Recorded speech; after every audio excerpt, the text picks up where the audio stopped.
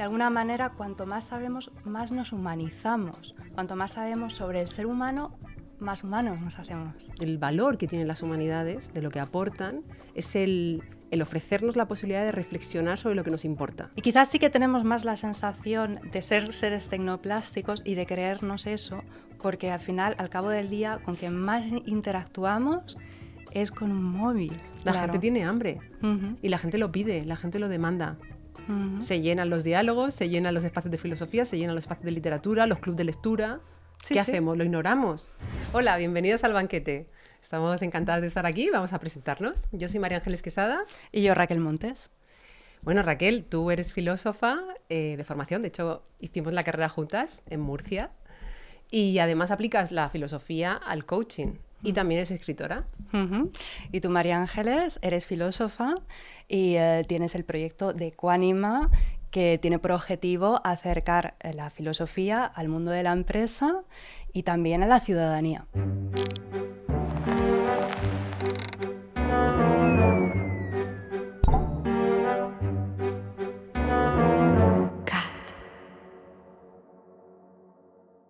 Bueno, ¿y qué hacemos aquí? Vamos a contar un poco de qué va esto, ¿no?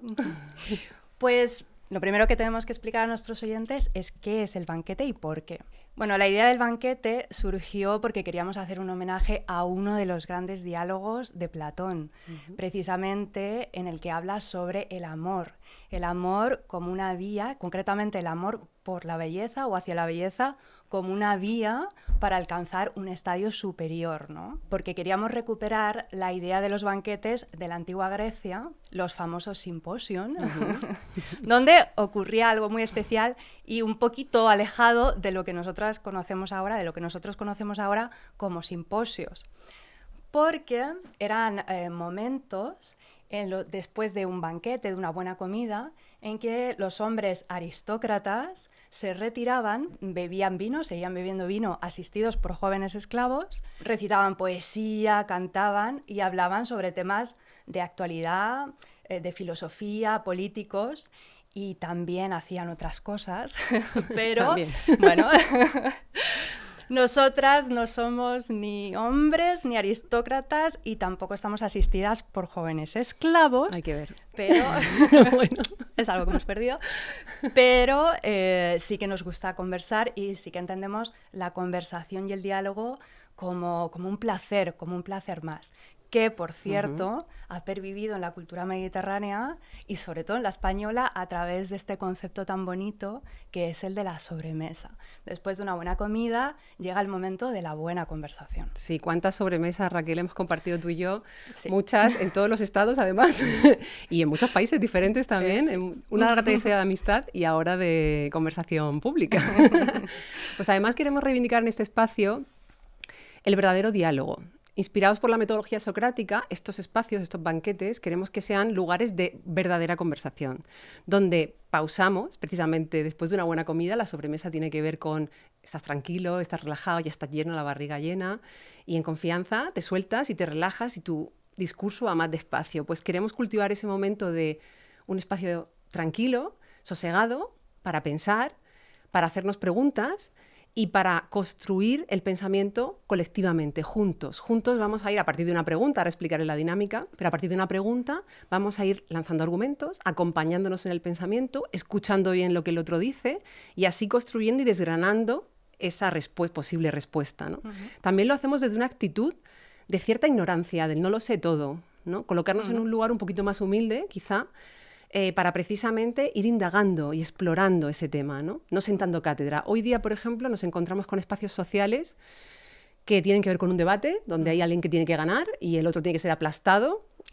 Los zascas, que siempre lo hemos hablado. O a lo mejor son otros formatos en los que hay un monólogo, una persona que cuenta su idea, su libro, su dogma, su ideología, ¿no?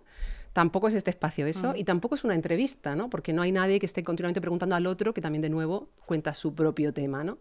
Sino, de nuevo, insisto, es un espacio de construcción colectiva donde de manera pausada vamos a dar respuesta a grandes preguntas. Y precisamente os cuento un poquito la dinámica y ya nos metemos a batallar. Tenemos una pieza cultural, cada día una pieza diferente. La pieza cultural puede ser un texto, puede ser una escultura, una pintura, Puede ser una película, un documental, una canción. Hoy tenemos una canción, adelanto. Sí. La describiremos, la analizaremos un poco, la comentaremos y a partir de ahí, bueno, y normalmente esa pieza nos inspira una pregunta. Una pregunta que va a ser el marco de nuestro diálogo. Y desde esa pregunta nos lanzamos a explorar al diálogo. Lo bueno es que no solo estaremos Raquel y yo, por si os aburre demasiado, a veces tendremos la suerte de tener invitados. Además de los que tenemos en casa, nuestros oyentes. Totalmente. Bueno, pues vamos al tema. Pues entonces, María Ángeles, ¿cuál es la pieza de hoy? Bueno, la pieza de hoy es La cumbiera intelectual, es una cumbia, es una canción. La verdad es que me apetecía un montón poner en el primer día este tema porque me parece muy festivo, ¿no? A mí me encanta bailar, la verdad, y me encanta, ¿no? El momento cumbia. Ahora mismo no lo escuchamos, pero yo lo tengo ahí. Lo tenemos aquí. Lo tengo. Y es una cumbia de Kevin Johansen, de 2002, La cumbiera intelectual. Kevin Johansen es un cantante y músico argentino-estadounidense que mezcla la música popular y latina, ¿no? Con otras músicas más de rock, pop, más anglo, ¿no? Más anglosajón. De hecho, él mismo dice que su estilo es desgenerado, que ya eso nos habla mucho. Bueno, nos indica que precisamente a él le gusta mucho la ironía, le gusta mucho el humor y entonces sus letras son bastante ácidas, siempre nos hacen pensar y en este caso no va a ser menos con La cumbiera intelectual. De hecho, es bonito también recordar, o sea, Kevin Johansen se inspira mucho en el grupo Les Luthiers, que es un grupo de artistas fantástico que cesaron ya su actividad, pero fueron Premio Príncipe de Asturias de Comunicación y Humanidades en 2017. Sí. Y si todos recordamos a Les Luthiers, pues son este grupo, ¿no? De estos hombres con traje y chaqueta que te hacen unas propuestas tanto de letras como de humor, de música, bastante originales. Y después de Kevin Johansen, ellos sacaron al mercado, también sacaron una canción que era El dilema del amor, una cumbia epistemológica también, bueno, jugando un poco con esto. Esa es fantástica, os invitamos a escucharla. Pero vamos a la cumbia de Kevin Johansen. La voy a leer un poquito para que pongamos un poco de relieve lo que me interesa, ¿no? La conocí en una bailanta todo apretado. Nos tropezamos, pero fui yo el que se puso colorado. Era distinta y diferente su meneada, y un destello inteligente había en su mirada. Cuando le dije si quería bailar conmigo, se puso a hablar de Jung, de Freud, de Lacan. Mi idiosincrasia le causaba mucha gracia. Me dijo al girar la cumbiera intelectual. Me dijo al girar. Jung, Freud, Simone de Beauvoir, Goethe, Beckett, Cosmos, Gershwin, Kurt Weill, Guggenheim, estudiaba una carrera poco conocida, algo que ver con letras y filosofía. Era linda y hechicera su contoneada y sus ojos de lince me atravesaban. Claro, y bueno, y un poquito más adelante, no lo leo entero, dice, yo no quiero que pienses tanto, cumbiera intelectual. Al final esta canción continúa, ¿no? Con ese ritmo, continúa hablando de diferentes autores, escritores, pensadores, los nombra en la propia canción. Y de alguna manera es ese escenario donde hay un hombre, un chico que conoce chica en un lugar, ¿no? La chica le llama la atención porque baila, se contonea, le parece atractiva, tal, pero de pronto se pone a hablar de filosofía, de autores, y eso le asusta, le parece raro, extraño, exótico, quizá inapropiado, incluso, o rollo aburrido, ¿no? Y no, claro, no he podido dejar de pensar en cuando nosotros estudiamos la carrera, como en muchos contextos cuando nos preguntaban, ¿qué estudias? ¿No? Allá con 18 añitos, ¿no? ¿Qué estudias? Filosofía. Entonces la gente se quedaba un poco, ¿pero cómo es eso? ¿De qué va eso? ¿Para qué eso? ¿Qué sentido tiene eso? ¿Y para qué sirve? ¿No? Entonces, claro, esta canción me devolvía a ese momento, ¿no? En el que estudiar filosofía, que todavía hoy día pasa, es algo raro, exótico, extraño. ¿Qué pasa hoy? ¿Qué pasa hoy que las humanidades son algo raro, exótico? ¿Por qué pasa esto? ¿Qué sentido tienen las humanidades hoy? ¿No? Y esta es nuestra pregunta de hoy. Pues mira, la verdad es que la primera cosa que me viene a la cabeza, ¿no? Hablando del tema de humanidades, es precisamente qué son las humanidades, ¿no? Hay una frase que para mí la resume muy bien, que dice, soy humano y nada de lo que es humano me es ajeno, que es una frase escrita por Terencio en una obra en el siglo II antes de Cristo. Y es una frase que tuvo mucha repercusión en el mundo clásico, también en el Renacimiento e incluso en el pensamiento cristiano. Pero, más allá de que esta frase en sí misma es muy explicativa, quería contar la historia de la obra donde esta frase es escrita y dicha, ¿no? Que es la obra de El atormentador de sí mismo. Es muy divertida. Voy a contar sobre el Me encanta principio. el título, por cierto. Sí. O sea, el atormentador El de sí atormentador de mismo. sí mismo. Vas a ver por qué, vas a ver por qué. Yo solo voy a contar el inicio para no hacer ningún spoiler. Salen dos vecinos, ¿no? Dos vecinos, Cremes y Menedemo. Y entonces Cremes le dice, mira, vecino, no nos conocemos mucho, pero mira, llevo un tiempo viéndote ahí, ara que te ara, labra que te labra el campo, y oye, ya tenemos una edad, y no es como para que estés ahí haciendo además lo más duro, que bien lo podrías dejar hacer otras personas. ¿Qué te pasa? Y Menedemo dice, más o menos le dice, ¿a ti qué te importa? Y es entonces cuando se dice esta famosa frase, nada soy humano y nada de lo que es humano me es ajeno. Y entonces, bueno, hay un pequeño tira y afloja, que dímelo, que no te lo digo. Finalmente, Menedemo accede y le cuenta, ¿no? Y le dice, mira, es que yo tenía un hijo, yo tengo un hijo, y la lía. Ahí sí que no voy a contar, porque si alguno quiere, quiere leerla, pues no Eso cuento. ya tenéis que ir al libro. Sí, no quiero desvelar mucho. La ha liado, ha hecho algo que me ha enfadado muchísimo, y entonces yo empecé a regañarle, tal, y le dice, fíjate, a ti lo que te pasa es que estás muy ociosa. Yo a tu edad ya estaba labrándome el futuro, trabajando duro, pero tú fíjate, claro... Eso le dice al hijo, ¿no? Eso le dice Menedemo al hijo.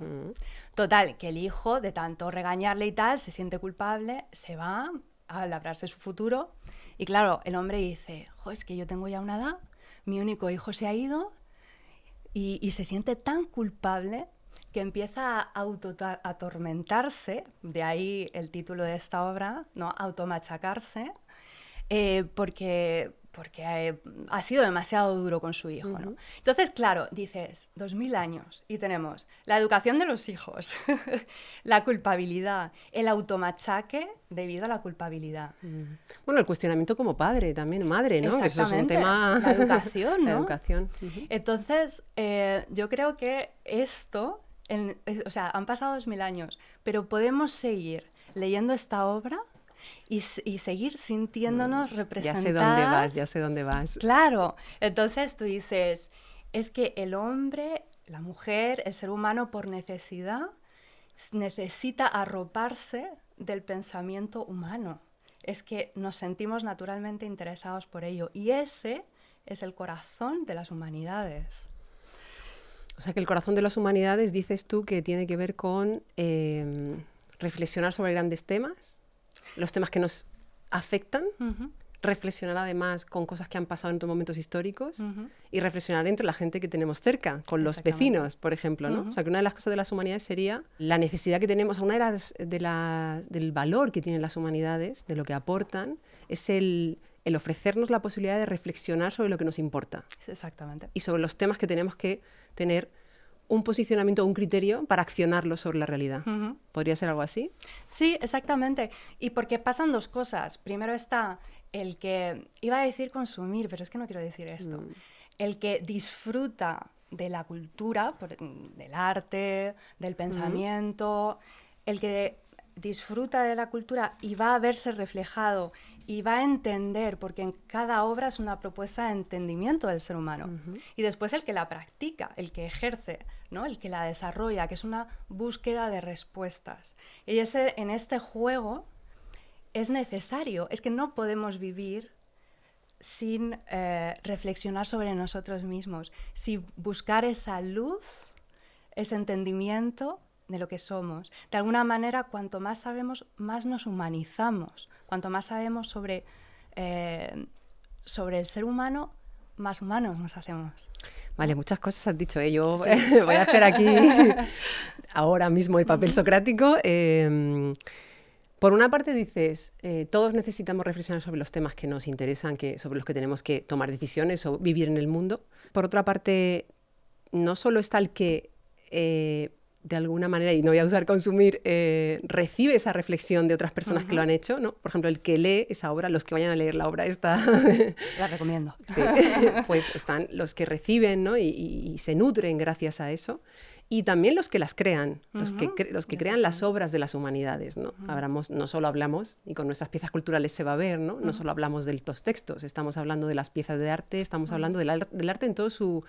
en todas sus expresiones, ¿no? Ujú. Vale, tenemos dos tipos de agente, ¿no? El que las recibe, el que las crea. Y tenemos también, tú dices, cuanto más sabemos, cuanto más nos ocupamos de los temas, ¿no?, que nos interesan, más luz tenemos, más humanos somos. Ujú. Esta idea, eh, por supuesto, podemos vivir, podemos respirar, podemos comer, claro que sí, pero de alguna manera yo creo que al entrar en contacto en ese momento de reflexión sobre nosotros mismos, vamos alumbrando, ¿no? Vamos creando capas de nuestra conciencia humana, a muchos niveles, puede ser por eso, ¿no? Qué bonito que 2000 años después sigamos diciendo, jolín, es que los padres llevamos esta carga encima que nunca sabes, ¿no? Y de alguna manera, wow, eso como relaja, ¿no? Eso, no sé, crea... No hemos nacido de un huevo, no hemos nacido de repente, tenemos una historia detrás. Hay una carga cultural, histórica. Claro, lo que pasa es que me estoy pensando un poco en... Claro, dices, por ejemplo, ¿no?, en ciertos momentos, como cuando eres padre o madre, ¿no?, de pronto hay una serie de cuestiones que que te vienen, porque te sientes, o sea, te vienen un montón de decisiones y cuestiones sobre la educación de tus hijos y el cuidado de tus hijos que te hacen preguntarte cosas y entonces tiras o echas mano o te das cuenta de que las humanidades te aportan muchísimo, ¿no? Grandes reflexiones de la historia de la humanidad son súper relevantes en tu momento porque es un momento muy clave, ¿no?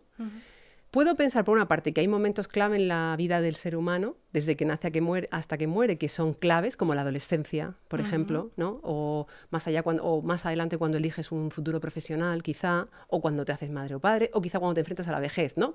Hay muchos más, ¿eh? Estoy intentando pensar en algunos momentos clave, ¿no?, donde de pronto dudas, inseguridades, inquietudes te hacen querer a lo mejor mirar, ¿no? Cuando los adolescentes de pronto llegan a una edad y quieren leer, mirar algo, ¿no? Algo que les dé algo, porque están tan perdidos, ¿no? Y eso lo hemos sentido todos, ¿no? Eso por una parte lo veo bastante universal, pero sí que me hace pensar que también, por ser un poco críticas con nosotras mismas, que nuestro discurso está muy incrustado en una generación y que esta necesidad de la que hablamos puede no ser tan obvia para mucha gente. Mira, ese tema es muy interesante. Porque leía el otro día un artículo escrito por Irene Vallejo, ¿no? Que fíjate, bueno, bestseller humanista, contra humanista. todo pronóstico, además, porque es un libro que te da un libro sobre libros, o sea, y sin embargo, fíjate, ¿no? Y entonces decía... El infinito en un junco, por si acaso no lo hemos... Entonces, ella decía, es que no nos damos cuenta de que los libros... Tener libros y poder leer ha sido un privilegio a lo largo de la historia. Ha sido un privilegio, ha sido de las clases más pudientes que ahora tenemos a disposición de todos. Tenemos bibliotecas abiertas, ¿no? Entonces, yo creo que eso es muy significativo, ¿no? Sí, pero creo que no llega, ¿eh? Yo creo que eso es una mirada nuestra que compartimos, por supuesto, y que comparten muchos invitados que nos están escuchando. Pero no creo que sea algo tan obvio. Creo que precisamente si ahora estamos hablando de qué sentido tienen las humanidades hoy, es porque hay una crisis de las humanidades. Totalmente. Y entonces, por un lado tenemos, de nuevo, un poco, elaboro un poquito, ¿no? Tenemos esa necesidad, de pronto la vida te pone delante de cosas y necesitas algo, nutrirte de algo, ¿no? Y puedes ir a las humanidades, puedes ir a los libros. Y efectivamente, históricamente ha sido un privilegio poder leer y poder acudir ahí, y poder acudir a un espacio público abierto donde tú puedas ir a coger un libro sin pagar. ¿No? Que eso es lo que estás diciendo. Por otra parte, bueno, hemos hablado de los momentos en la vida en los que es clave, esa necesidad, ¿no? De algunos momentos hemos hablado. Y hemos hablado también de la necesidad de que en esos momentos clave nos relacionemos con algo que ya ha sucedido, que no nos sintamos solos, que de pronto digamos que históricamente hay mucha gente que ha sido padre, madre antes, hay mucha gente que ha sido adolescente antes, hay mucha gente, y hay gente que ha pensado, ha sido los creadores, los artistas, los que han dado esas obras que podemos nosotros nutrirnos como personas que recibimos, ¿no? Pero sigo pensando, y por intentar elaborar una pregunta que nos ayude, ¿cómo sensibilizar a alguien en que las humanidades son importantes si todo esto no lo ve? Mira, a mí esto me resulta muy curioso porque es verdad que está la idea extendida de que las humanidades es algo superficial en el sentido de no es superfluo, económicamente... ¿no? Sí, superfluo, exactamente. No es algo económicamente rentable, por decirlo así. Ya es nos una lo actividad decían... productiva, ¿vale? Ahí está. Sin Esa embargo, es la clave. yo creo que a ti te ha pasado, como me ha pasado a mí, que cuando a alguna persona le dices, yo he estudiado filosofía o, bueno, yo hago coaching, ¿no? de repente todo el mundo conecta mucho con eso y entonces te habla de algo que le ha ocurrido en su vida y empieza a tirarte el hilo, porque a mí es algo, ¿no?, que siempre me ha resultado muy paradójico, porque el discurso general es, no, esto va, no es importante. Y sin embargo, a nivel individual sí que hay un hambre, por decirlo así, de tener esos espacios de reflexión, ¿no? De, me gustaría darle una vuelta a esto que me ha ocurrido y quizás tú, por eso que has estudiado, puedes ayudarme, ¿no? Entonces yo creo que habría que revisar un poco, más que nada, esta cultura en la que vivimos, ¿no?, que machaca continuamente con esos temas. Pero no creo que sea tan a nivel, ¿no? Sí, o sea, si estamos buscando el impulso, ¿no? Estamos buscando esa necesidad, ¿no? Y esa que es humana, que no es ajena a ninguna cuestión humana, ¿no? Y efectivamente, claro, podemos identificar una cultura que no ha promovido ese despliegue de esa necesidad, no lo ha promovido por diferentes razones. Tendremos otros banquetes en los que podremos analizar probablemente estas cuestiones, pero por nombrarlo, vivimos una cultura pues muy orientada a la practicidad, a lo útil y a lo productivo, sobre todo esa gran palabra, ¿no? A lo productivo. Y claro, las humanidades de esa manera quedan lejos de eso, ¿no? Otra cosa es que sean inútiles o que no nos sirvan para nada o que no sean relevantes o importantes o valiosas, ¿no? Son otras palabras, ¿no? O incluso que no sean creativas. Cuidado, aquí, muy interesante la diferencia entre productividad y creatividad, ¿no? También, súper interesante otro tema. Pero bueno, no me quiero ir mucho.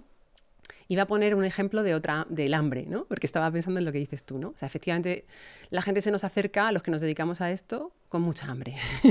Vamos, como la que yo tengo al ver las uvas, pero más. Pero más porque es un hambre, además, del alma, es un hambre interna. Y de alguna manera hoy asistimos a un momento interesante en el que las humanidades y la filosofía y la literatura y campos de las humanidades se retoman en los medios de comunicación, se le da voz a ciertas personas. Hay cosas que están pasando, hay podcasts, hay programas, hay un movimiento. No estamos como hace a lo mejor 10 o 15 años, ahora hay un movimiento grande. Quizá el hambre, pospandemia quizá también, ¿no? La crisis en la que vivimos a muchos niveles, ¿no? Despierta, ¿no? Agudiza ese hambre mucho más, ¿no? Y quería poner un ejemplo de los niños, ¿no? Cómo efectivamente, yo también hago talleres en colegios de pensamiento crítico y diálogo socrático con niños muy pequeños, de 5 o 6 años. Empiezo ahí, son muy pequeños. Y no les es ajeno. O sea, esto no les es nada ajeno. O sea, es que realmente me emociona en realidad pensar en esto, ¿no? En que las preguntas de la filosofía, ningún niño te dice, a lo mejor en clase de matemáticas, pues puede ser. No, es una broma en realidad tampoco, ¿no? Porque es el conocimiento, es ese sentido del conocimiento. Porque la ciencia para mí, no la ciencia productiva, tecnologizada, productividad, o sea, tecnociencia, sino la ciencia es humanidades. O sea, las ciencias son humanidades. Totalmente. Pero sí que el hambre lo veo y la naturalidad con la que abordan estos temas, se meten, indagan, les encanta. O sea, los niños quieren estar ahí horas preguntándose cosas. De hecho, cualquiera que haya tenido algún contacto con niños, no solo los que son padres o madres, sino cualquiera que haya tenido un contacto con niños sabe que los niños lo que hacen es preguntar. Y la pregunta viene de una necesidad auténtica y pura. Naturaleza, querer conocer el mundo, querer conocerse a sí mismo, ¿no? Y de hecho, el otro día también, estaba leyendo un artículo, que ahora no recuerdo el título, pero recuerdo muy bien el contenido del artículo, ¿no? Que decía, ¿qué pasa en la educación cuando los niños, está medido y estudiado, los niños inician la escuela con unas ganas de aprender increíbles y a lo largo del camino educativo van perdiendo eso, ¿no? Esas ganas de explorar, eso de decir, voy a encontrar en los libros la respuesta a preguntas claves que yo tengo, que puede ser de por qué el cielo es azul, ¿sabes? Puede ser esa naturaleza. Sí, por esa la hacen, ¿eh? En los diálogos a veces la proponen, tienen muchas curiosidades de todo tipo. Claro que sí. Entonces, es eso siempre va a estar ahí, eso está con nosotros. Otra cosa es que la cultura en la que vivimos, que precisamente nos dice la cultura, las artes, etcétera, es algo superfluo, lo va matando, ¿no? Estamos creando como una especie de proyección que al final se produce, ¿no? La gente piensa eso porque ya lo han volcado sobre ello. Claro, estoy pensando, de la educación también tendremos banquetes, pero estaba pensando en el ciclo educativo, ¿no? En cómo los niños son pequeños y tienen ese hambre, ¿no? Pero cómo efectivamente el sistema no lo abraza, no abraza esa necesidad que tienen, ¿no? Claro. Obviamente esto es un tema complejo y no voy a culpar, por supuesto, vamos, los profesores, yo siempre les tengo gran admiración, ¿no? Les tenemos por su trabajo, y aquí es un tema que analizaremos probablemente en otro banquete, pero sí que pienso que es curioso cómo la sociedad de pronto vemos a estos niños que son pequeños, cuando en casa tenemos hijos, esas preguntas, ¿no? Esa avidez, ¿no? Esas ganas de entender, de comprender, de preguntarnos, de ciencia, de letras, de lo que sea, les da igual, ¿no? Entender, comprender, para saber qué hacer en el mundo, ¿no? Y luego de pronto nos encontramos, yo doy clase también en la universidad con los 20, 21 años y todos nos quejamos de que es que no leen nada, es que no tienen interés por nada, es que están ahí con el TikTok, es que no sé qué. Claro, pero ¿qué hemos hecho en ese camino? Sí. O sea, ¿qué les hemos dado? Priorizando una cultura de productividad y de para que estudia lo que te va a servir para luego tener un futuro, para luego ganar dinero. Claro. ¿Qué hemos hecho en ese camino? Y cómo no hemos abrazado la pregunta. Claro. Cómo no hemos abrazado el conocimiento, el no saber un poco también lo que inspira aquí, ¿no? Es decir, cómo en los colegios una cosa que se hace es darles todas las respuestas. Nunca se fomenta la pregunta y fomentar que ellos investiguen. Eso no se fomenta, eso casi no existe. Claro. Tú les das preguntas cerradas y los niños van aprendiendo a lo largo de su vida preguntas cerradas. Claro. Cuando tienen 20 años no saben hacer preguntas y cuando tienen 40 ya ni te cuento. Claro.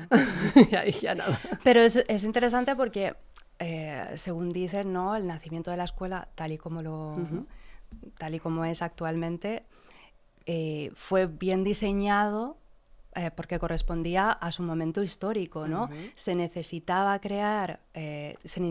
educar a grandes masas de gente y, claro, por la estructura económica, por el sistema social, claro, de lo que se habla ahora, de lo que se discute es decir, bueno, igual este sistema no está del todo adaptado ni para los profesores ni para los niños, porque ya no estamos viviendo en ese mundo, ¿no? Entonces, quizás está bien también que haya espacios, ¿no?, en los que complementar eso que pasa en las escuelas, que está bien, claro. O sea, es importante, muy importante el trabajo que hacen, ¿no? Pero quizás añadiendo esas dosis de, espera, ¿no? Vamos a tomar esto de otra manera, ¿no?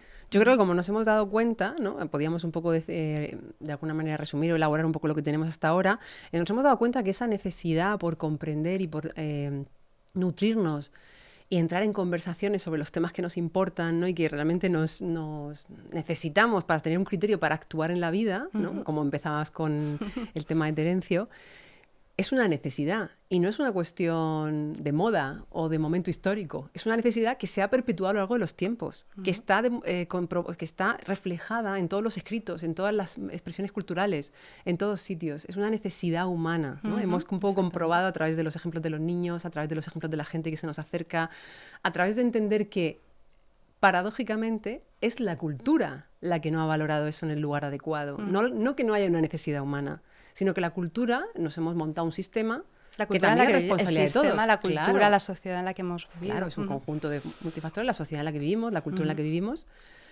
nos ha marcado otro ritmo de las cosas, nos ha puesto el foco en lo productivo, por ejemplo, ¿no? Nos ha puesto el foco en lo que es útil para ganarte la vida, luego para tener un salario. Y claro, en ese camino el sistema se ha visto afectado. Y además, por lo que tú comentas, que no ha habido una replanteación clara de un sistema educativo que se ha creado en un momento histórico determinado y que ahora mismo necesitaríamos replantearnos, ¿no? Entonces, vemos que efectivamente no se trata de sensibilizar a los que nacen, sino de no desensibilizarlos. Claro, de no hacerlos obsesionados con algo que no les es humano, que no es humano y claro. que no les es propio. Claro, que sigan llevando la llama de esa curiosidad, de esa necesidad de saber, de esa necesidad de explorar, ¿no? Que siga en ellos esa llamita, ¿no? Otra cosa que sí que quería comentar, que me parece me gusta mucho la frase porque creo que es un tema también importante para entender cómo no desensibilizar o no apagar la llama, ¿no? Creo que ha habido un movimiento, por muchas razones también, pero en parte quizá pues hay un momento, ¿no?, en el que también surgen las escuelas, las universidades, el saber se compartimenta, ¿no? Se distinguen las disciplinas, se elaboran planes de estudio, ¿no? Para hacerlos más eficaces, pues cada disciplina tiene su campo, ¿no? Y esa especialización, ¿no? También la burocratización de los saberes, ¿no? También que tienen que seguir, pues eso, un currículum, una serie de sistemas, de formas de darse clase, ¿no?, al final que hay que cumplir. Todo ese movimiento, ¿no?, que se produce yo creo que en siglo XVIII, ahí, ¿no?, XIX, XX. Y claro, de alguna manera no dejo pensar en esto que decía Chantal Maillard, una escritora y filósofa que me encanta, por cierto, que también escribe poesía, que es una maravilla, dice algo así, recuperando un poco a Nietzsche, ¿no? De alguna forma. Sí. Dice, el sujeto racionalista era incapaz de bailar. Me encanta porque además hacemos el juego con la canción de hoy. Sí, sí. La cumbia. Que yo estaba con lo de bailar cumbia, pero no he podido, pero algún día.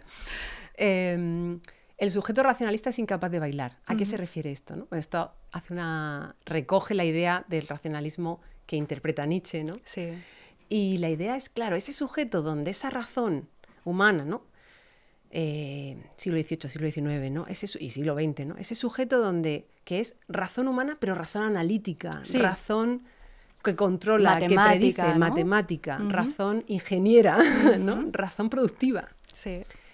Y todo lo demás no está en la razón humana, claro. ¿no? Se elimina momentáneamente en la historia, por lo menos en nuestra narrativa, ¿no? Y claro, al separar el conocimiento y la razón de lo sensible, de lo humano, del feeling, de lo que es bailar, ¿no? De lo sensorial, ahí ¿no? está. ¿Por qué no puedo pensar y bailar? Claro. ¿Por qué no puedo ser una cumbiera? ¿Y por qué no puedo reflexionar? Yo creo que eso aleja a la gente. O sea, el convertir el saber, ¿no? Las humanidades, ¿no? Por hilarlo bien con el tema, ¿no? El convertir las humanidades en algo de memorizar, de tostones, ¿no? Como esa imagen de un tostón, un rollo, un libro que no entiendo, ¿no?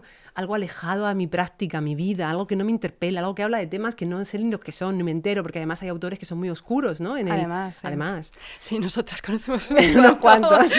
Pero claro, ¿eso cómo me va a interesar? Si yo lo que quiero es bailar, divertirme, comer, beber, disfrutar, vivir, ¿no? Cuando... Precisamente, ¿no? La idea de este banquete es que conversar y tocar estos temas puede ser una fuente de gran placer, ¿no? Bueno, para nosotras está claro. Es un poquito la idea. Luego tomaremos vino, por cierto.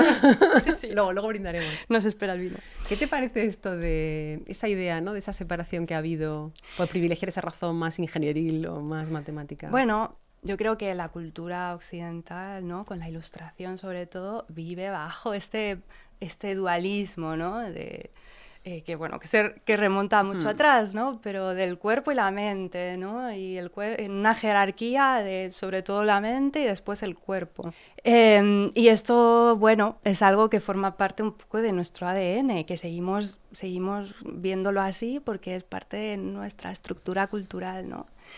Pero yo creo que, no sé si te parece a ti, pero me da la sensación de que en estos momentos hay un revival con estos temas, ¿no? Que la inteligencia artificial ha reintroducido otra vez, ¿no? El tema de, bueno, es que aquí lo único que ella va a importar va a ser, ¿no? Otra vez la producción. De hecho, el otro día estaba leyendo un texto de Nick Land, que ha escrito sobre la ilustración oscura.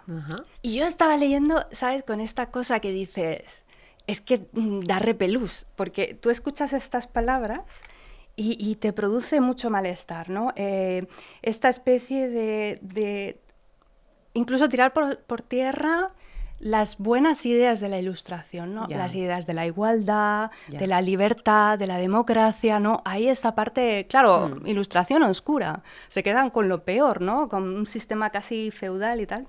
Y es que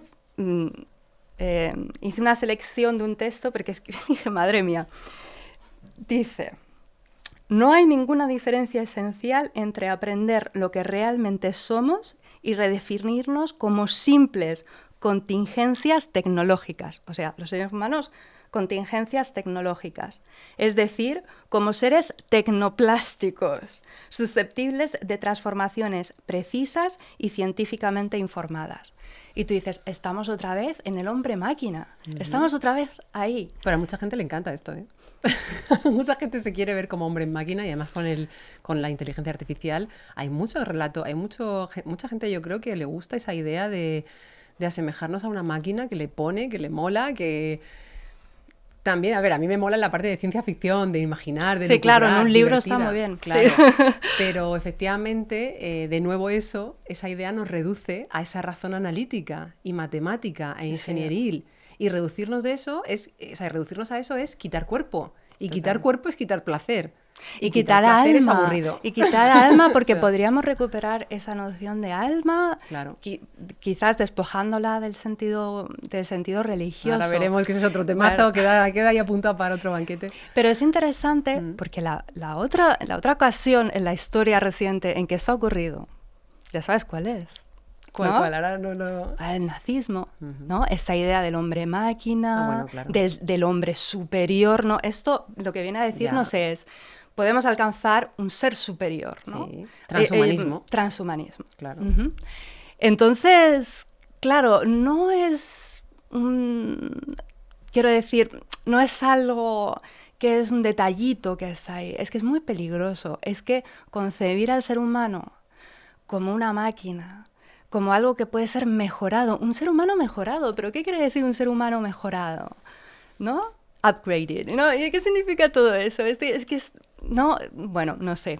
Bueno, tenemos también, bueno, sí, o sea, al final la mejora, hoy día vivimos en sociedades que nos tratan como esas cosas que pueden mejorarse, sacar la mejor versión de ti, Sí.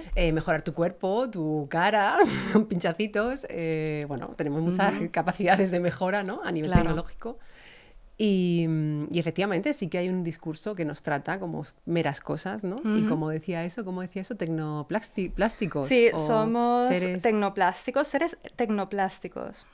Y efectivamente, para que se entienda bien, ese discurso empieza un poco con la reducción de la racionalidad humana a una racionalidad solo analítica, ingenieril, matemática. Eso es uno de los devenires de la Ilustración. Lo que pasa es que la Ilustración tiene otras cosas que efectivamente la salvan un poco de esa luz, ¿no? O sea, la salvan un poco y la llevan un poco a la luz. O sea, para ubicar esto, por ejemplo, la Escuela de Frankfurt, ¿no? Los filósofos de la Escuela de Frankfurt eran muy críticos con una Ilustración que solo privilegiara el ser humano independiente, autónomo, analítico, racional, dominante, por encima de los otros seres, con una razón privilegiada superior al resto de los seres. Claro. Eran muy críticos con este discurso, porque ese es el discurso de la Ilustración que hace daño, que nos lleva a paradigmas como el de hoy del transhumanismo. Nos lleva a esa idea de los seres humanos, lo sensible, nuestro cuerpo, el placer, la sensibilidad de las humanidades, lo poético, todo eso nos hace débiles. Sí. Nos hace vulnerables. Totalmente. Todo eso no interesa. Lo que interesa es que seamos seres productivos, seres con una racionalidad fuerte, analítica, seres mejorables a nivel tecnológico. Eso es lo que le mola a la Ilustración reduccionista, a la parte y es lo que se critica de la Ilustración. Pero claro, de nuevo esto nos enfrenta. Claro, es que es interesante porque como solo hemos privilegiado esa parte, todo el humanismo de la Ilustración, que tiene que ver con la poesía, con la espiritualidad, con el arte, con la sensibilidad humana, con las emociones, todo eso se ha despreciado, se ha eliminado, se ha olvidado. Pero eso también es Ilustración y eso también es humanismo. Y eso también viene de esos años. Y eso es lo que hoy día tenemos olvidado. No reconocida la necesidad, por retomar con lo que estábamos hablando antes, no reconocida esa necesidad, ese hambre del que hablábamos, y además en una cultura, en una sociedad que está más obsesionada con esa racionalidad que es incapaz de bailar. Claro. Pero claro, como la paradoja la tenemos ya servida y la crisis la tenemos servida, ¿qué hacemos a partir de ahora? ¿Qué queremos hacer? Porque el hambre sigue, la gente tiene hambre, y la gente lo pide, la gente lo demanda. Se llenan los diálogos, se llenan los espacios de filosofía, se llenan los espacios de literatura, los clubes de lectura. ¿Qué hacemos? ¿Lo ignoramos? ¿Lo ignoramos también en el sistema educativo? Y yo creo que esa sería un poco la pregunta ahora, ¿no? O sea, para continuar un poco, ¿no? ¿Cómo hacer justicia a este hambre, ¿no? ¿Cómo hacer justicia a esa necesidad humana en nuestros tiempos? Yo creo que hay que multiplicar los espacios, por decir, porque por el tema de no hay que meterle más caña ya al sistema educativo porque ya el pobre tiene bastante, ¿no? Totalmente. Pero además quizás, que hace mucho y como decíamos... Sí. Todo no puede ser tampoco el sistema educativo, ¿no? Claro. Todo el foco. No. No es tanto como reformar el sistema, que quizás podría también una parte, pero es multiplicar los espacios de diálogo, de lo que hacemos, ¿no? No es tanto como reformar, como no, es que necesitamos más. Las redes sociales está bien, pero solo es una parte. Lo importante es hablar con seres ¿no? de carne y hueso, presencia, alrededor de piel, una ¿no? mesa, con momentos de silencio.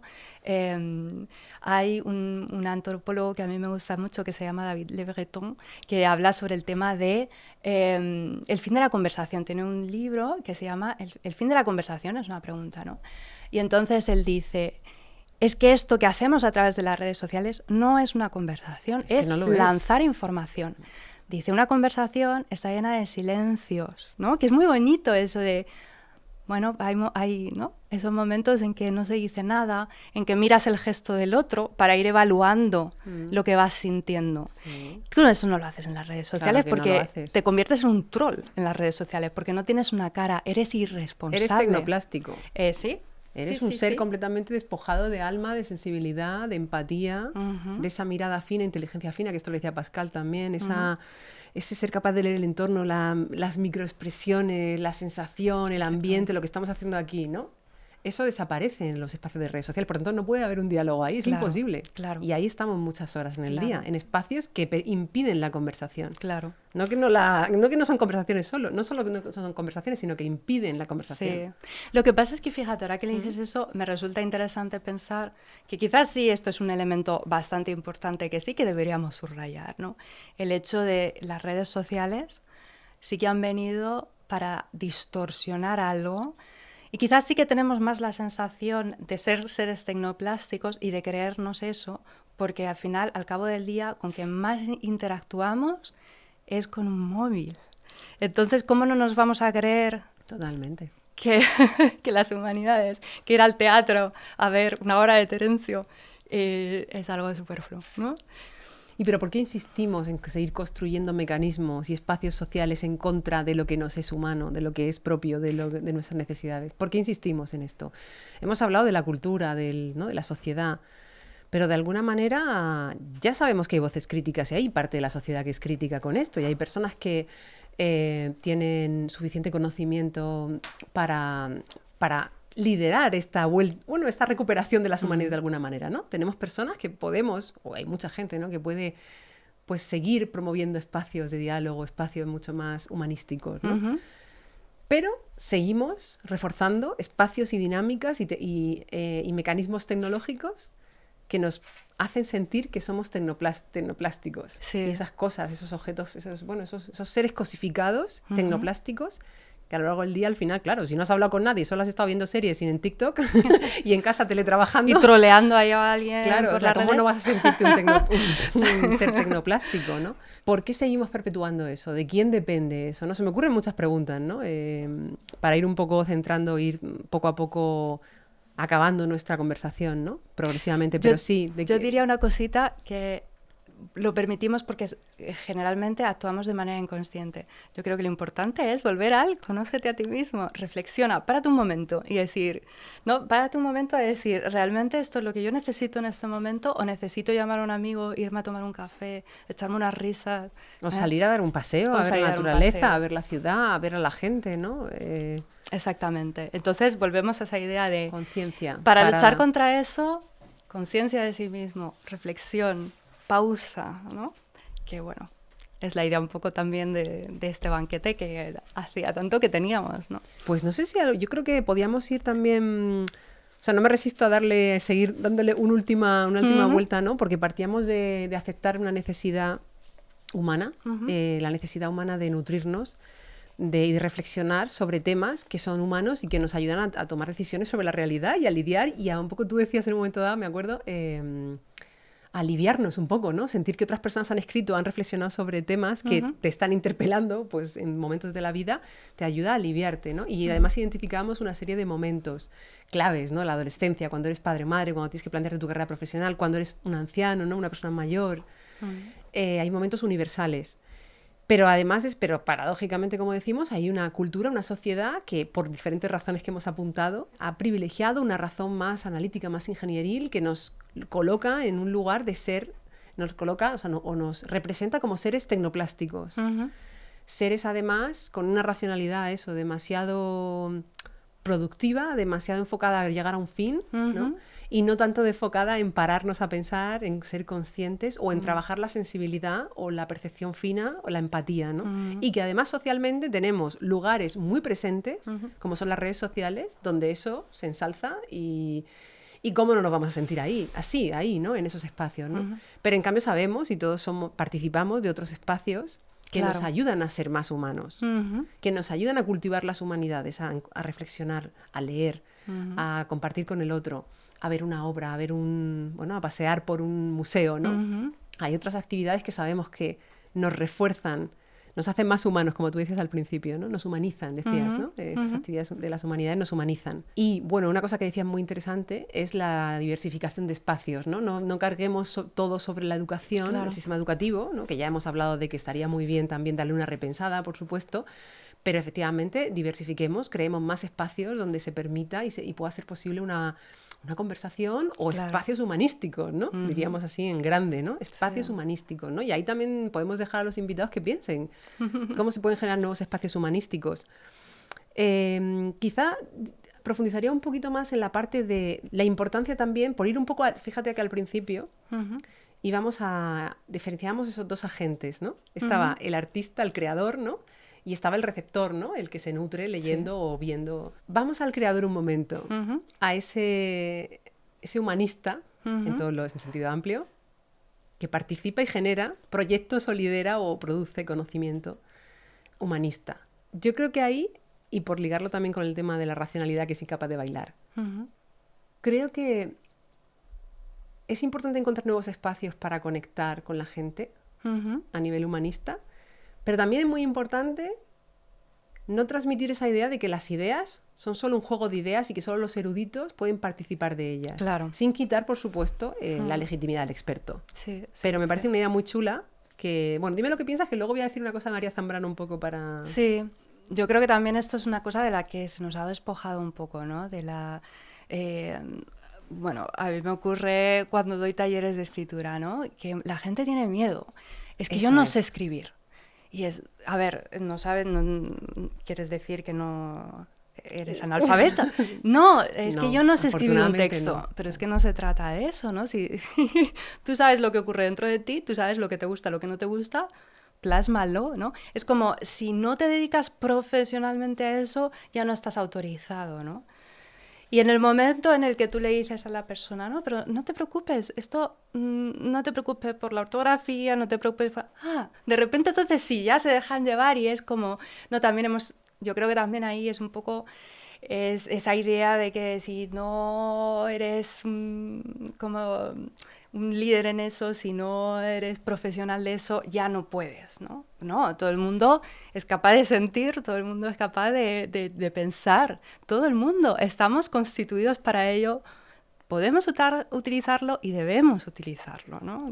Por eso es tan chula la distinción entre los diferentes agentes en las humanidades. Me gusta mucho porque nos ayuda a entender que no hace falta ser un escritor profesional para disfrutar de la escritura, tanto, o sea, siendo lector o siendo escritor, pero para ti, o sea, escritor para conocerte, para entenderte, para entender el mundo, para probar, para crear, ¿no? Y me encanta que le hayas dicho como miedo, porque efectivamente, aparte de hambre, tenemos miedo. Claro. Porque efectivamente al final las humanidades, como han sido relegadas a un espacio muy pequeño y muy elitista, también se nos ha transmitido esta idea de que no todo el mundo puede participar de este juego, ¿no? Es como un juego al que no puedes participar, ¿no? Si no sabes. Si no sabes. Pero también recuperando el espíritu nuestro, ¿no? Del no saber un poco, es no te niegues algo que es profundamente humano. O sea, no te niegues algo para lo que tienes hambre. Claro. Y que te hace, bueno, que te puede hacer disfrutar, ¿no? A muchos niveles, ¿no? También el banquete yo creo que es ese espacio, ¿no? Esto es un poco lo que queremos transmitir, que es un espacio de conversación relajado, que puedes participar en él.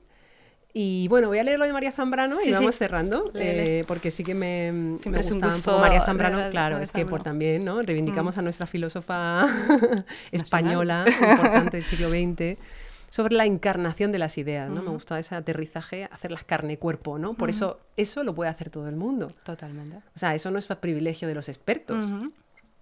La vida necesita del pensamiento, pero lo necesita porque no puede continuar el estado en que espontáneamente se produce. Esto lo decías tú al principio un poco, ¿no? Porque no basta nacer una vez y moverse en un mundo de instrumentos útiles. Aquí crítica a todo lo que hemos hablado, ¿no? De la razón ingenieril instrumental. La vida humana reclama siempre ser transformada. Claro. O sea, realmente la vida humana, como todo el mundo necesita pensar, todo el mundo tiene hambre de pensar, todo el mundo puede pensar para conocerse, transformarse, conocer, entender, vivir. ¿No? Es un poco lo que a mí me gusta de esta idea de bajar a cuerpo, ¿no? Las ideas y de también democratizar los espacios de las humanidades. Exactamente. No devaluarlos, no convertirlos en un... Espectáculo, no convertirlo en espectáculo. En algo que se consume, ¿no? Para no utilizar ese verbo tan feo, ¿no? Sino como un espacio de, pues eso, de disfrute, ¿no? De sentir, de percibir, de dejarse también tocar, ¿no? Por eso que ves, por eso que oyes. Totalmente. Muy bonito. Bueno, pues hemos llegado a la idea de que, bueno, hemos aterrizado la idea de la necesidad del hambre de las humanidades, que la hemos visto, la vemos en los niños, la vemos en los adultos. La constatamos cada día. La constatamos cada día, la tenemos, ¿no? Yo cada vez más, pero bueno. Luego no solo eso, hemos identificado el miedo también. Hemos identificado un miedo porque ha colocado a la sociedad, la cultura, una serie de movimientos históricos que hemos relatado, ha colocado a las humanidades en un lugar elitista, inaccesible, también a veces asemejado o despojado de una razón más encarnada, más corporal. Hemos hablado también de ese reduccionismo de la capacidad de razonar humana a esa razón instrumental, tecnológica, ingenieril, matemática, que nos convierte en seres tecnoplásticos. Y precisamente por eso, al tener hambre y tener una cultura que no nos sacia, necesitamos encontrar espacios diversos para desplegar las humanidades, no solo dentro del sistema o sistema educativo o dentro de lo más sistemático, sino fuera, ¿no? Y elucubrar, ¿no? Entre todos lugares y espacios como el banquete. Claro. Y bueno, yo creo que eso más o menos recoge nuestro diálogo de hoy. Sí. Bueno, ya llega a su fin, ¿no? Ya llega a su fin. Entonces... vamos a brindar. Vamos antes a brindar. De irnos, ya para despedirnos. Qué bonito, ¿eh? Qué bonito. Esto qué emoción. Es un momento muy importante después de años. Venga, vamos a brindar. Que, bueno, me he hecho el poquito, porque claro, de momento... Que después seguimos. Después seguimos. Pues este banquete ha llegado a su fin. Os esperamos en el próximo. Disfrutad. Hasta luego.